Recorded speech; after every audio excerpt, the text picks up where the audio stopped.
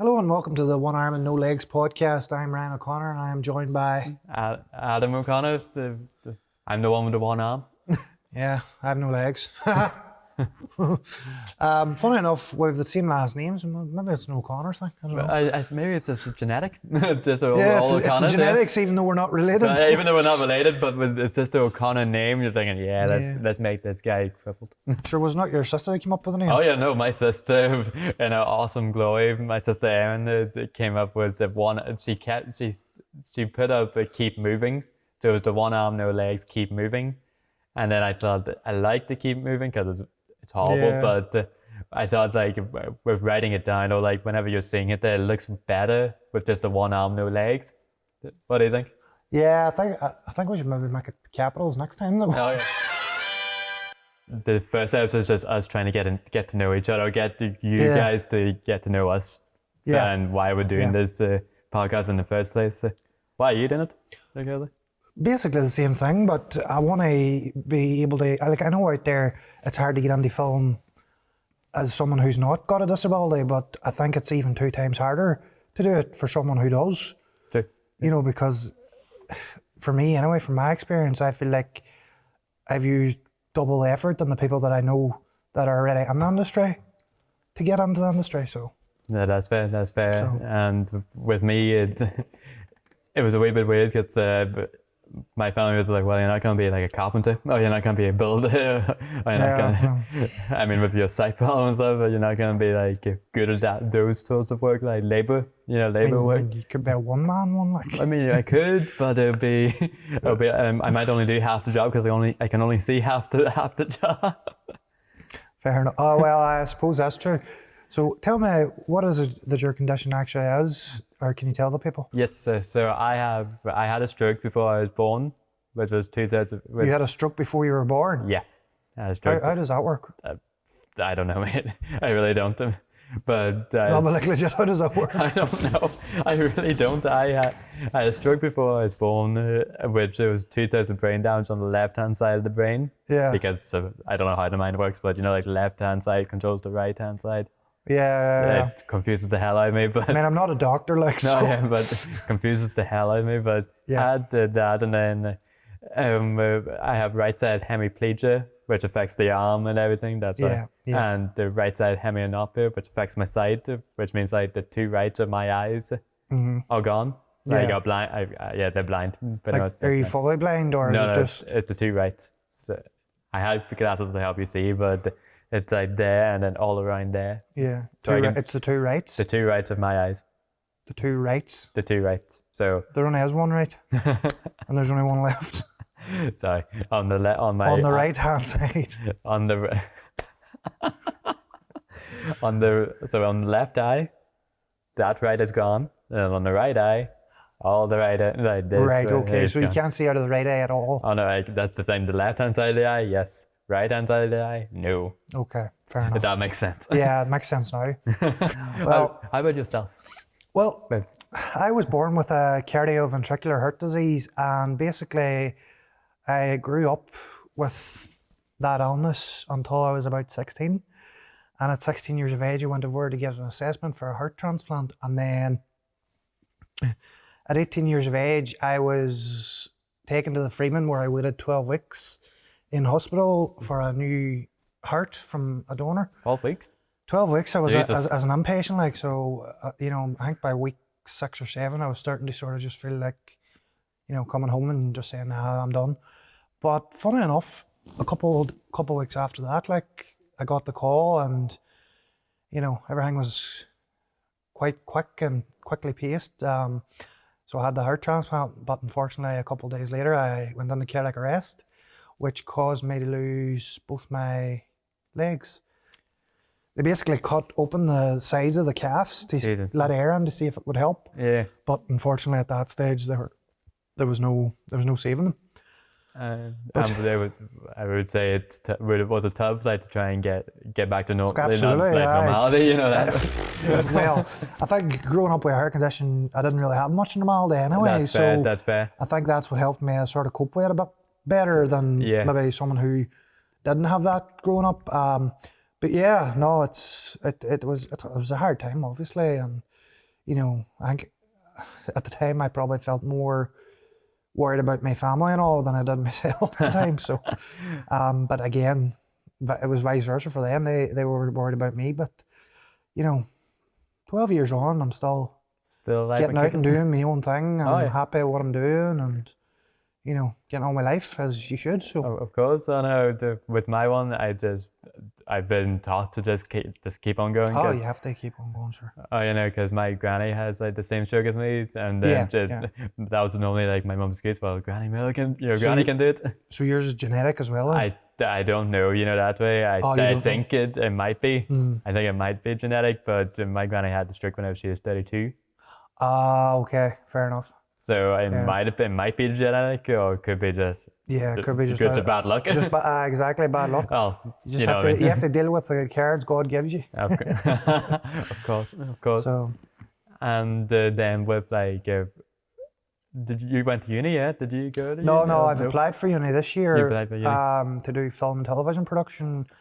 The reason I want to get into that, like, I grew up, I loved films and stuff, but I think when I watch stories or listen to stories, I can sort of imagine it in my head, and Oh, I okay. realized once I sort of realized what that was, is when I knew I could use it for my own thing, my own life stories and Yeah. stuff like that there, and use like inspirational stories as well. They Of course. write on the scripts and to make them basically.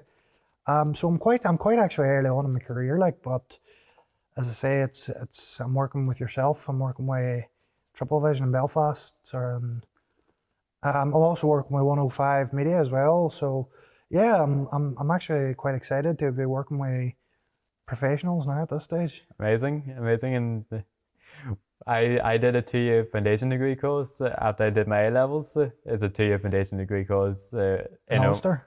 in Oma. I'd say Oma. in Oma it was an open university course. It's Yes. a foundation degree, film and media, open university. Mhm. Did it in Oma, and it was so handy because like it was literally right around Yeah, literally yeah. right around the street like where I live. So it was literally easy drive, you know, that way. Across the road, Across the road, it was great.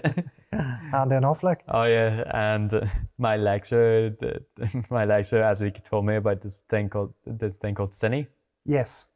For those who don't know, Cine is like creative industries new entrants, which gets people with like disability, low income, Yeah. people with disadvantaged backgrounds, and hopefully get them like an 18-month work placement in the creative industries.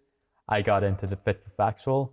There's like multiple. I thought there was like one scheme, you know, that way, but there's Yeah. like multiple schemes. Are you still doing it? Yes, I've been doing it for about 5 months now, Okay. so I still have another year. And are you enjoying it? I'm loving it. Loving working in Triple Vision too. So before all that, there did you have an interest in the Yes. media industry? Oh yeah, no, I was like my family called me the movie boy. Fair enough. Oh no, special features boy. That was it. Yeah, because I watched too many special features whenever we Yeah. had the DVDs. It was like, oh, what's the special feature? No, You know? you must like behind the scenes. Oh, I then, used to. I BTS and loved all. that. And in my head, I was thinking, well, I don't think I'd be too good as an actor because I'm not good at acting. But I do love the behind the scenes of it. You know, Yeah, like seeing the cameras, seeing how everything is worked out. You know, that way. And like with the edits and everything like that, I loved watching. What was it like? A behind the scenes of like Jackie Chan filming a fight scene. I'm thinking, how are you not just planning this? He's, you know, like how they do it like on the set. I'm thinking, how the hell are you doing this on your head? Yeah. You know, that sort of way. Yeah, I think that's obviously when the coordinator comes on to help them organize what they actually want to do in the fight. Like, but trying to think. Where are you from again? I forget. I don't think we actually mentioned where we're actually from. No, we didn't. I'm from Dungiven. It's about 60 miles away from Belfast. That was a good drive Give away. or take. Especially for your legs, it might be like a 2-hour drive for him. I mean, I'm not walking like so. I mean, you could. It still takes me an hour to drive up, but walking, well, if it takes someone 10 hours to walk normally, it's going to take me 3 years. Nice. Always double it. Fancy? always double it. Always dumb. Oh yeah. Yeah. So Aye. wherever my distance is, if someone says, "Oh, I have to walk 10 minutes or 5 minutes," I'm always like, "Right, so that's going to take me 10 10 minutes." minutes. Yeah. Yeah, that's the way I work it out in my head anyway. Same with me actually. Same because with my disability is like I need to take breaks. Or like if we're walking like a good mile or two, it might take me like a few more minutes because I need to rest. My No, I leg know what you sometimes mean. goes out like this, and it walks Goes one way and then goes the other way. way. Exactly that. Yeah. And living at home, since I can't drive due to the site, the government said you're not driving. So how do you eat up in the morning? A loving, supportive mother. Oh, so your mum takes you Your up in mum the takes mornings? me. So in regards to you were telling me earlier about your disability. Yeah. Have you had many like surgeries and stuff done I over the years, or? I've had one major one. Mm-hmm. Whenever I was in P7, they learned that my leg used to go out like that completely. Yeah. It's whenever I walk. Yeah. So whenever I was in P7, they were trying to straighten it up. So in P7, I had my 2 feet broke. Yeah. And a piece of my leg. You should see my leg when I'm rotation. drinking. So you should. My leg goes one way and the other leg sometimes It goes haywire, doesn't it? It just Can't even goes. find it half the time. So what they did is like they straightened it. Mm-hmm. They straightened my foot up. They broke 2 legs. A piece of my bone from my hip was in both legs, and then I got really, really fat because I couldn't walk. Is that because you were in the wheelchair all the time? I was like literally cast on, Yeah. and I cannot walk for about 3 months. No, it's crazy what just sitting around for that many months can do. Like, you know, it's crazy stuff. Oh no, it is. So what age were you when you had the surgery? The leg straightening one. I think about 10. If I'm right, it's that P7 age. I'm terrible with math right now. P7, but it's at age 10, right? About. Oh, I don't know. That's why I'm asking you. I thought you were good with maths. Go on. I said about 10. I'm going to say 10. You were 10? I think I was 10. Right, okay. I'm going to make yeah. Why would I be doing maths for that, though? I thought you were good with maths, so that's why. And we have a good a sense of humor, like with calling ourselves like cripples or handicapped, that way. But with the cancel culture now, like how you'll be. But can we add it's? What would you call I wouldn't say differently abled. I feel like that's even more. The other day, someone said to me, they go, "Riain, you can't use the word stump anymore." And I was like, "What do you mean you can't use the word stump?" Stump? And they were like, "Oh, you can't use the word stump because it's apparently in the cancel culture now." And I was like, "But that's what it's scientifically called. It's called a stump." Why are you what messing other with name are you science? going to call it? You're going to call it like what? Bone. Look at me and my bones. That's very pleasing. Look at my bones. that sounds really bad, doesn't it? Yeah, I would actually probably prefer calling it stump to being called bones. Oh no, because I recently heard that you can't say able-bodied anymore. Like an able-bodied person. I thought, is that not like but to who though? To people who doesn't have a disability. People who don't have disability, you can't say, oh, he's an able-bodied person anymore. And I'm thinking, but is he not? But you can't use able-bodied, but you can use disabled. Yep. See, that doesn't make sense to me at all. Exactly that, or who comes up with this? Oh no, they say differently abled now. People. Who comes up with this stuff? Non-disabled, they. You can't use non-disabled Oh either. no, that's what you call it. Like you can't say normal anymore. But see, this is where it goes wrong for me. Is I've brothers and sisters, right? Yeah. Now, if we're doing something together, like say we're going to a theme park or something like that there, and someone says, "Oh, I see he's a prosthetics on him," means he's only able to use it for a certain amount of time or whatever it is. I've never actually heard someone come out and says you're non-disabled. Whereas I've always heard the word disabled. Disabled, you're you have a disability, or I see you have a disability there. Do they talk to you like you're deaf? No, but I have experienced a lot of people who sort of they look down at you, especially when you're on when I used to be in the wheelchair, when people used to talk to me, it was sort of like, they were looking down at you, but they were talking to someone else about you while you're sort of sitting there Sitting going, there. Oh yeah, no, I you had the know, same. I can hear everything you're saying, like, and it felt really like Bad. insulting. Oh yeah. You know, Oh, maybe disabled, but I'm not deaf. yeah. Oh no, because I had one where it's like, "How are you today, Adam?" And I was like, "I'm good." Oh yeah, I've had people do that as well. And I'm like, I've no legs. My ears aren't missing. Yeah, that's what I was thinking too. You know, I mean, I'm past you said, but I can hear you. but that comes down to education though too. That's fair. The educational side of things, especially when it comes to disabilities. You know, I went to the States in 2013 and I thought, oh, they're going to be used to people who are amputees. Yeah. Because of like army boys and all there. Yeah. And I was absolutely shocked because a lot of them were sort of looking and staring, and I thought, Jesus, I thought this would be normal every day in America. In America, yeah. But it's exactly the same. Like, don't get me wrong, I don't mind people staring, but you know, at least ask. At least You know, ask what's happened instead of staring. And then how was it nice though, America? Was it any different? No, was it bad? It was alright, like. No, it's bad. Good to know. That means never go to America. Got it.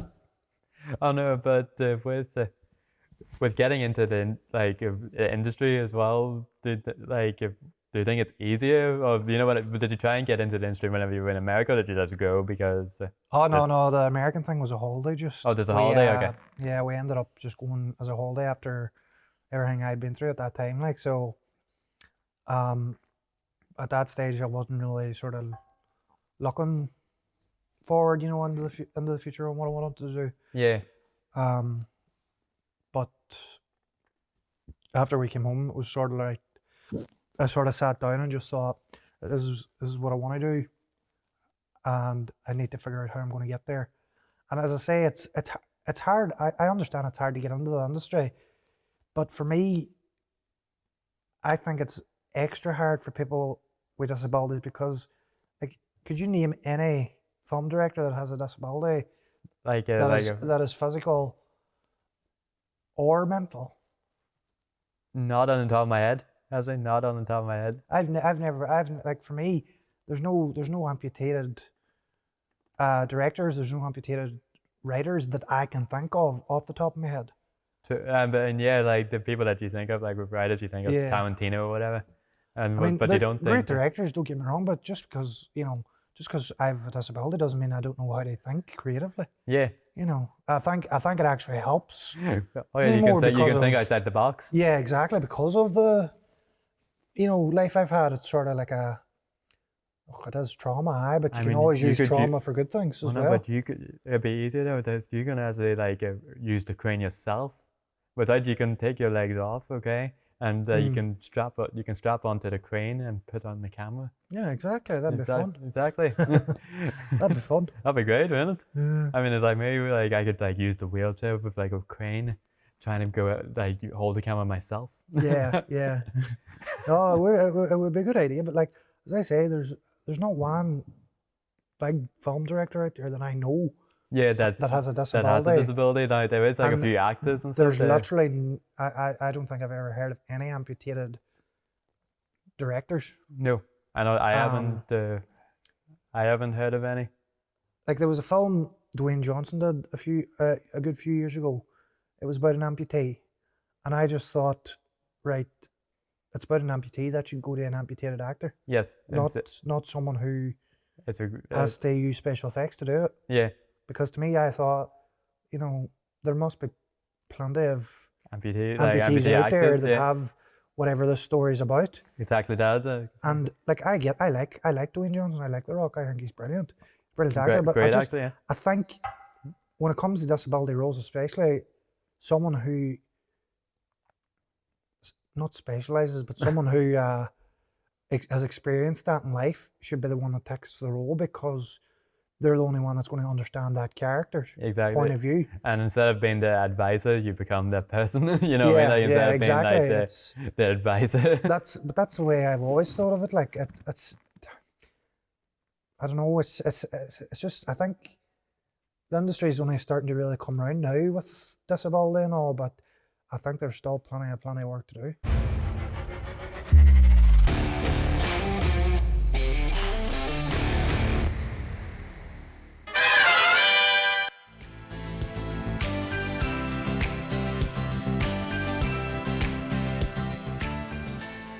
Recently, we had the opportunity to visit the BBC Disability Diversity Day, where we filmed the event and spoke to some of the people with disabilities who are trying to get into the industry.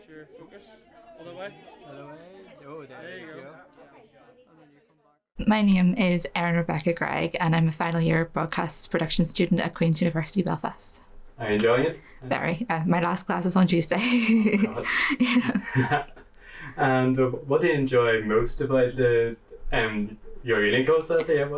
Well, uni, we're focusing on documentary at the minute. We're finalising our projects, and I've really discovered my passion for sound design and sound recording and mixing. And I was recently on a production called A Kind of Spark, season 2, and it was great to be involved in that. Awesome, yeah. Awesome. And did you meet any people there, like while doing The Kind of Spark? Yeah, and it was great because some of the crew had disabilities as well, so it was really nice to work in that environment, and especially with authentic casting, and the storyline is about autism. Oh, yeah. And it was authentic casting, and it was just a great overall environment. That's amazing. Mm-hmm. That's amazing. And then, do you think there's enough opportunities for disabled people to get into the industry? I think mainly if you have a story that you want to share about yourself and have your story heard, there's great connections within the industry that will help you in the industry as well. And everybody's different, which I like as well. Why is diversity important to you? Diversity is important to me because it's just more fairness and equality that is in the industry at the minute, and especially working on A Kind of Spark. It was great that we seen that variety of people, and it was just a nice feel and working environment, and especially because everybody was so understanding.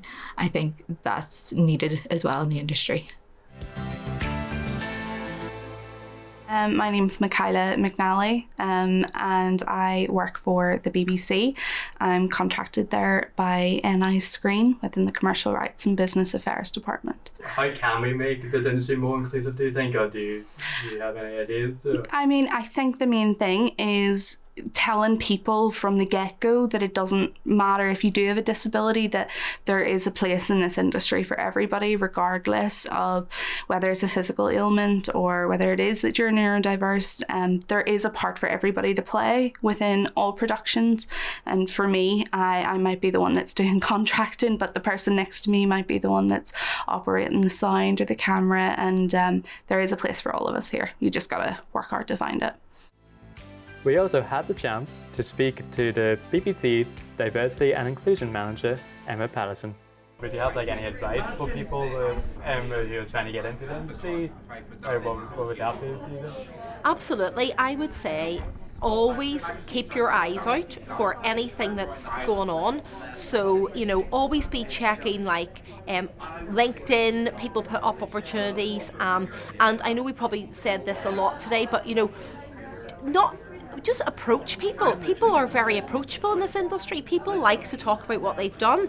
So fire off an email and say, could I come in? Could I come and meet you? Do you have time for a coffee? There are lots of different schemes and training things that you can go on, which I do think that maybe we probably don't make enough of, that we probably need to tell more people about.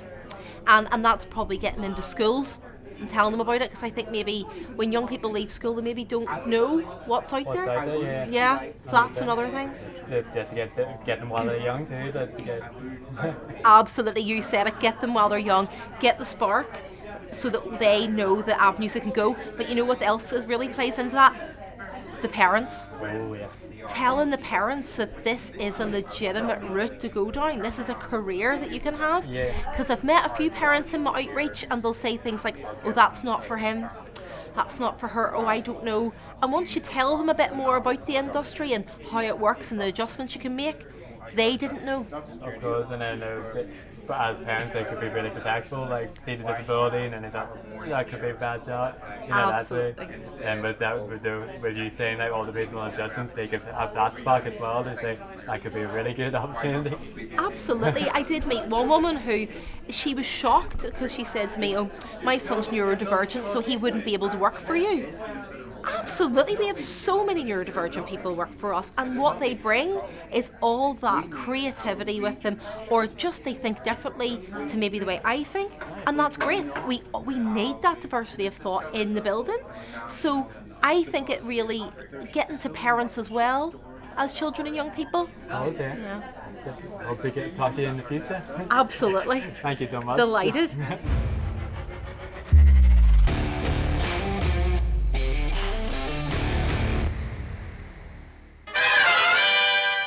I mean, for me, like when I started doing my own films, like I sort of started, writing all around 2013, 2014.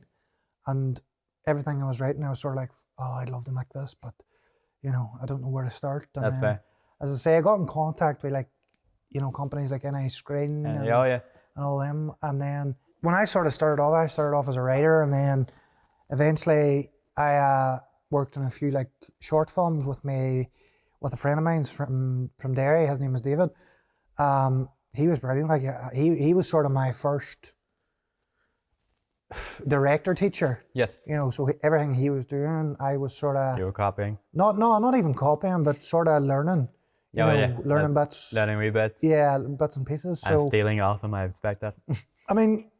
You can say stealing, it's okay. I wouldn't say stealing, but I would use some of his techniques for it. But I done my first film there in about 2016. Was the first short film I made myself. I used people close to me, like friends and stuff like that. There. Would you, out of curiosity, so me spinballing it, would your family help like in any way? Like, would they become like a wee guest? If I was stuck or something. Like wee extra type of thing, yeah, would they? If I was stuck, of course, they're going to help me out. They've always been great, like support wise. My family's always been great, like. But I think, in regards to actually, like, it's funny because people can go out and say they want to make a film, but to go and do it is a completely different story. Yeah. Don't get me wrong; it is hard. It's hard work, but unless you're dedicated to go and do it, then you might as well just forget it because, I as I say, I've contacted NI Screen. I've talked to Triple Vision, and it's actually Triple Vision that sort of got me into my first bit of work with professionals. Yeah. And that was all just through me saying, right, I've done all this myself. Is there anything I can do or you can help me out with to help progress, Oh, yeah. So, as I say, we're doing this podcast now, one arm, no legs. Oh, yeah. And with Triple Vision as well, that's who I'm with as well. Yeah. I'm with Cine, like they take it to different placements, and I'm at Triple Vision now, and that's where they gave they gave me like because the last company I was at loved them, don't get me wrong, but it was pretty much a research. Yeah. It was research like for the past 4 months, and I was thinking, you don't want to be doing that all the time either. Like. So that's what I initially I thought, okay, now I know what I'm doing for the next 18 months. I know what I'm doing for the next 12 months. Research that doing. Yeah, just like research. Whatever I need to do. Like I mean, you're disabled, but there is things you can do. Oh, I know, but then that's whenever. There's a sense of realism in this as well. You have to know what you can and can't do. Exactly that. I get that. I'm not going to be a marathon runner here. But I don't think we're both are not going to be marathon runners. Come on now. But I mean, that doesn't mean you can't go and do something completely different on set. Like for me, like my goal is to be a director in film and television. But same here. The way I look at it, especially when I was doing my own stuff, there was parts where I was like, right, good location, but there's no way I'm going to do it, or I'm going to get down to these locations or up these locations. Why the fuck are you taking me through a bloody mountain? But here's how it worked out for me then. I had a cinematographer with me the whole time. And basically what I would say is I'd say to him, right, I'm not going to get down that. Can you go and film it this way and that way? Bring it back to me. And let's see I'll have a look at it. If I'm happy, let's go again. We'll move forward. If not, we'll do it a couple more times. Yeah. And that's sort of how I got around it. But, you might think it's time wasting or something, but it's actually not. Oh, no. Because you're sort of giving them what exactly you want as a director, and they're just going and doing it for you instead of you being there to do it. Oh, yeah. But the outcome's still the same, like, so. Oh, no, because, whenever I went to Triple Vision, that's whenever they actually thought, first meeting them. Yeah. Eamon and everyone, or Emmett and everyone like that, they said, Jared was the one that actually said, actually, there's equipment that's not for people with disabilities, but it could be perfect for you. Yeah. Where it's called a sack bag. Okay. Bloody stupid name, I know. So it's a bag. Yeah, it's a manly bag. But It's not a purse, it's a satchel. It's my man bag. But the stupid name, I know. But I mean, I had a wheelchair thing called Quickie. It was. that was the name of the wheelchair company too. So it was bad. That was brilliant though. No, it is. But so this sack is literally like. It's a pretty much like a sandbag. Yeah. I like to call it like if you hold something with a sandbag. I could sort of see it in my head You could see it already. in your like head, you strap it on. All brown and But just like soft and all. Yeah. So it pretty much like it's. God, that sounds so wrong, doesn't it? It does. It sounds so bad. So there's like this. Oh God, I can't even say it with a straight face. So you set the camera in the middle. Yeah. Of the sack bag. Yeah. You strap it. You put the camera, whatever. Like you strap the camera onto your neck as well because just be extra safe. Yeah. I mean, you said it wasn't made for disabled it people. wasn't. But it worked okay. Oh no, it worked perfectly. But it did not make. It was. I think it was just made for people who were lazy. That way it was made for like. Probably. I don't want to do. Who wants to do a tripod? Who wants to use that shit? Yeah, but you just made my point. Like there is things out there that can help. But I know people I'm not with disabilities to exactly. do it, But I know I'm not going to be. I don't think we're both going to be runners. Are we? Well, definitely not. Like, I don't think we're. I mean, with my splint, like with your splinter, with my splint and with your stumps. Jeff legs there, with your stumps. You dick. I mean, we're both crippled. Yeah. We are, so we don't. I mean, I think we're both realistic in the things that we can and we can't do. Absolutely. As I say, it's not just my job; it's a team job. It's a team effort. Exactly that. And you got I mean, hopefully we'll work together. Like with this podcast, hopefully we'll work together again. We will work in the future. Like, there's no. You got my back, I got yours. You know, that's the way I like to work. With anyone. Yeah, exactly. Like if you got my back, I got yours. If you screw with me, I will haunt you for the rest of your life. Okay. That way.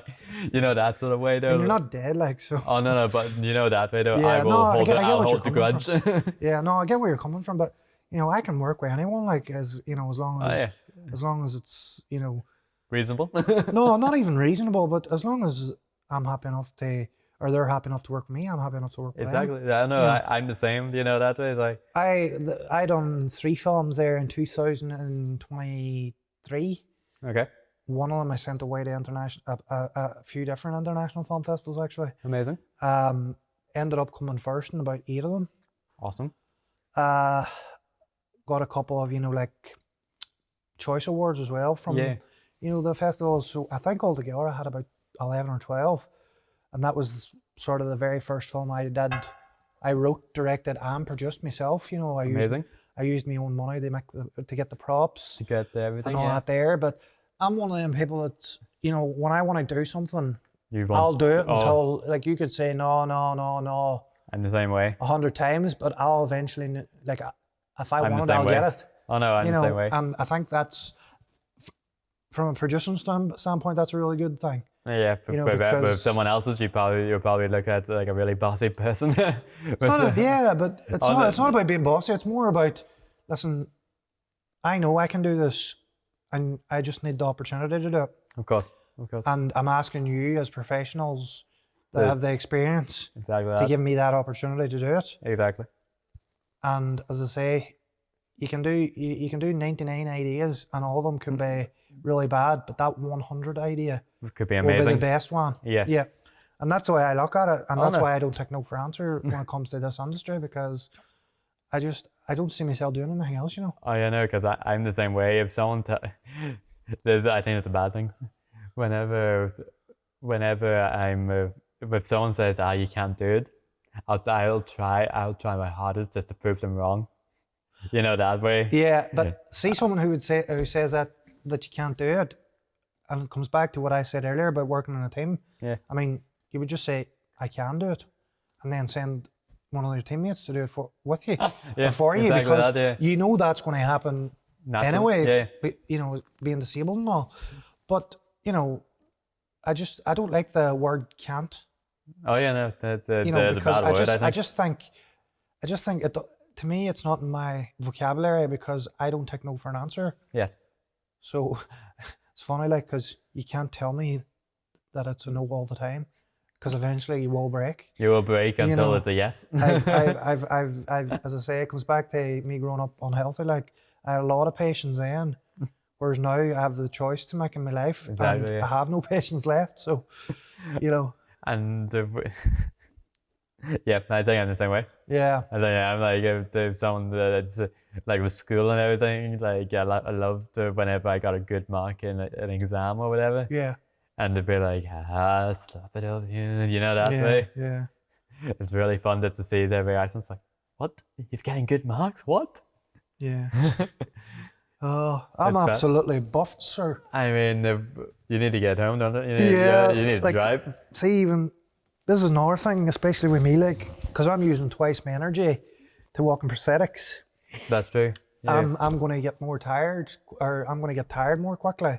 Let's hope it's not with guests when guests are arriving, hopefully in the next few weeks. Yes, we Yes. have a lineup of guests. Some people written who are- down, so people who work in the industry Some people who have disabilities who are trying to, like, who are in the industry but trying to get more out of it. out of it, yeah. Yeah, we have advocates coming on too. Yeah, the some employment people as well, Yeah. like